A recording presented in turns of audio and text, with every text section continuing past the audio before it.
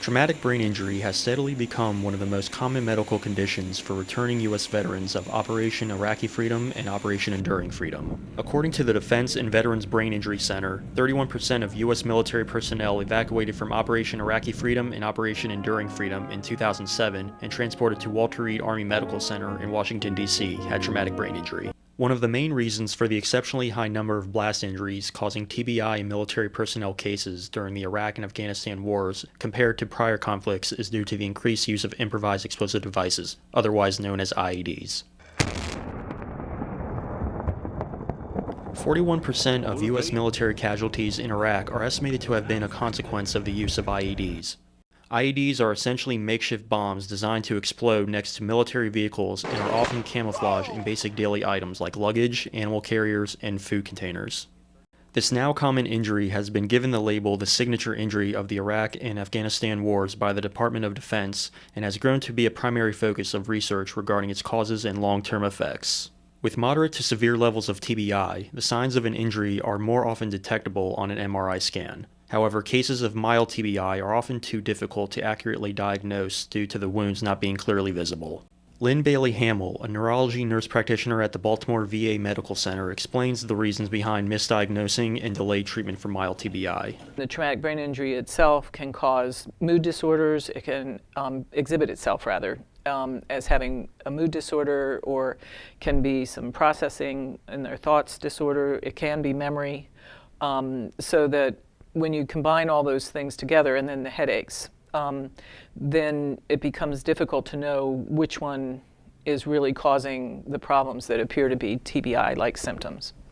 When soldiers are on deployment, the challenge of determining head injuries following an IED blast is greater because soldiers may experience loss of consciousness and post-traumatic amnesia. As a result, soldiers may be unable to recall the events of an IED exposure when it is initially reported. Jason Gray, a retired Army veteran, shares his blackout experience that caused his brain trauma. I was at Walter Reed and I didn't know where I was. Last thing I remember was on the battlefield.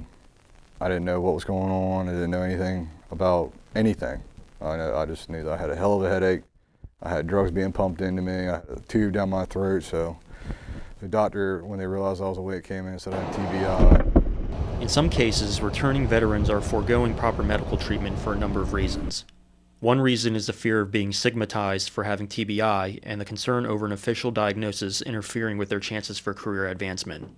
There are some veterans that do not seek medical care because they may perceive their TBI symptoms to be normal side effects after an IED blast and believe their mental discomfort will eventually disappear. In a 2014 case study published in Military Medicine, 27 U.S. veterans were tested for mild TBI, and the results for each of the participants came back positive for having mild TBI. All 27 veterans claimed they were unaware of having an existing condition. The findings in the study demonstrate the potential shock and concern veterans with brain trauma face, not realizing the danger to their mental health sooner rather than later. According to the August 2009 issue of Rehabilitation Psychology, between 12 and 22% of military personnel in Iraq and Afghanistan were returning home with TBI. Veterans who may not have displayed symptoms of TBI during deployment could inevitably show signs of the condition once they are stateside. The soldiers who do not seek proper medical treatment or decide to self-manage their condition run a substantial health risk. Lynn Bailey Hamill discusses these risks in detail. Since many of them have chronic pain issues, whether it be headaches or backaches or neck aches, and also their knees, they tend to self-medicate. This could be over-the-counter medications, which can cause problems with taking a episodic headache disorder and making it a chronic daily disorder. If they're not seeking treatment for their backs, they can get worse, and they will turn to, not all of them, but some of them will turn to substance abuse and use that in order to cope with the pain or to alleviate the pain. And then also, since many of them also have post-traumatic stress disorder, if they're not receiving treatment for that, then the alcohol and drugs will be used to medicate those and to calm down mood swings as well as depression or anxiety. The effects of TBI on untreated veterans have led to a rise in suicide cases. Michael S. Baker claims in the April 2014 edition of Military Medicine that suicide among military men ages 17 to 60 account for 20% of the overall population, including civilians. It is estimated that the average of veterans who unknowingly lived with TBI and who ultimately committed suicide equals 1 death per day. The Department of Defense is responsible for military health care when soldiers are on deployment, but upon their return, the Department of Veteran Affairs takes charge of service members wounded in action. For many veterans with and without TBI, the transition into the VA system has been very problematic. Retired Marine veteran and Maryland native Vincent Federighi was diagnosed with narcolepsy resulting from TBI sustained during active duty, but was initially rated with 0% disability and denied benefits by the Department of Defense and Veteran Affairs. I was insulted with how it came back. I was rated at 0% across the board. I had submitted so many medical documents, things that were obvious that I'm not just a normal person walking around on the street. There's things wrong with me, and I'm going to need medical attention and care for the rest of my life. What would have happened if I would have accepted those findings was I would have been out of the Marine Corps within probably a month or so, and I would have received a severance paycheck. It would have been at least $15,000 payoff, basically. But that wasn't acceptable to me. I had things, I need continuous care and coverage for my issues. So my package went back up, I resubmitted it, and then the second time through, it took about 4 or 5 months again. So my total time at this point, give or take around 10 months or so, just sitting waiting for a phone call every day to, that's going to decide the rest of my life as far as medical care and coverage. It came back with a rating for the Department of Defense side that was high enough to have me retired, had me temporarily retired, and the VA rating had gone from 0% to 100%. According to a 2010 study in the Journal of General Internal Medicine, only 37% of returning veterans said they would choose to benefit from the VA healthcare plan, while the majority of participating veterans claimed they were unaware of what the VA has to offer. Then there are veterans like Jason Gray who choose an alternative healthcare provider other than the VA. I choose not to deal with the VA. If it's a Monday or Friday and a nice day, you can believe you had a doctor's appointment, it's going to get canceled or rescheduled. I mean, basically they work Tuesday through Thursday.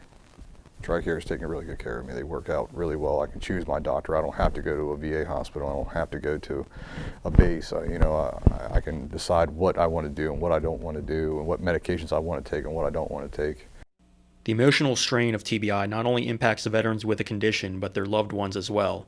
Jason Gray and Vincent Federighi explain how TBI emotionally affects their families and loved ones. With my fiance, it's just a lot of aggravation for her to deal with stuff that I can't deal with, like doctor's appointments, remembering this for me, remember that for me, reminding me to do this, reminding me to do that. Everyday stuff that, if you have to be somewhere at a certain time or something like that, just bad time management, but it's not overwhelming. Most people can deal with it.